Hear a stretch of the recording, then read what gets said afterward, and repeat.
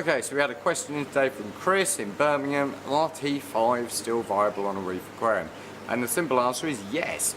Actually, a lot of coral farms still rely on T5's to grow their corals because although they do generate a bit more heat and they use a little bit more electric than LEDs and you do have to buy replacement bulbs, actually in terms of bang for your buck, they're actually pretty price competitive. Although they typically use more than about 50% more than a comparative LED unit would do to put the same amount of light out, there's not that much difference in heat, and the ballast can be situated remotely, so most of the heat is nowhere near the aquarium as well.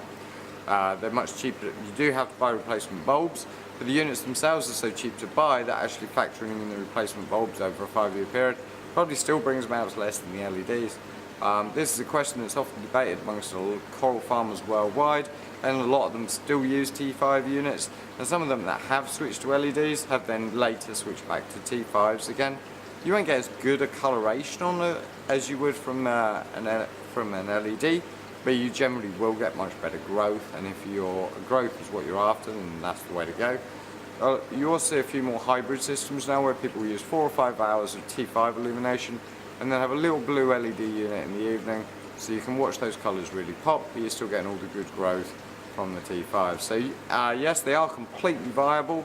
Most people run sort of 10,000 Kelvin white, and then the rest of them is predominantly blues in the 14 to 20,000 Kelvin range. If you're running multiple T5s, you can run actinic as well. A single T5 is enough to keep most soft corals pretty well, though running 2 tubes is a much better option. Blue tubes should be replaced every 12 months or more frequently than that, but certainly no more than 12 months. White tubes you don't want to run longer than 6 months. So when you get your unit, make sure you've always got spare tubes on standby, and right on the box or on the unit itself somewhere, or some people even put a sign inside the door of their cabinet which reminds them of the date that it is to swap the tubes out. This also applies to UV units as well, where you need to replace bulbs every 6 months, so it's probably best to do all of them at the same time. If you're running like a multiple tube T5 unit, 4 or 8 or something, then it's often best to stagger the change dates, so you change 2 out at one time. So, because if you changed all of them at once, you could get quite a jump in power readings. And while that won't bother most corals that much, on more sensitive corals it could be an issue.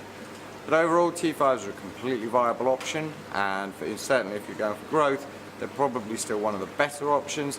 If you want to even go more retro, then you could use a metal halide as well. Cheers, and check out our other reef keeping videos in our Ask James series.